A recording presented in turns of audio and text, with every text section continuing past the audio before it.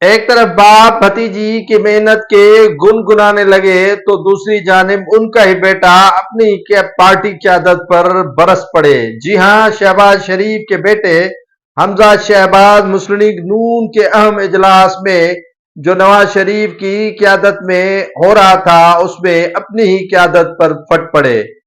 حمزہ شہباز نے اپنے تحفظات کا کھل کر کیا اظہار نواز شریف کے سامنے۔ ان کا کہنا تھا کہ سینئر ورکرز کو کیوں نظر انداز کیا جا رہا ہے، مشکل وقت میں جنہوں نے ہمارا ساتھ دیا اب انہیں دیوار سے کیوں لگایا جا رہا ہے اور پرانوں کو کیوں پریشان کر کے رکھا ہے۔ پارٹی ٹکٹیں ان کو دی جا رہی ہیں جن کی پارٹی کے لیے کوئی نہ محنت ہے نہ اسٹرگل ہے۔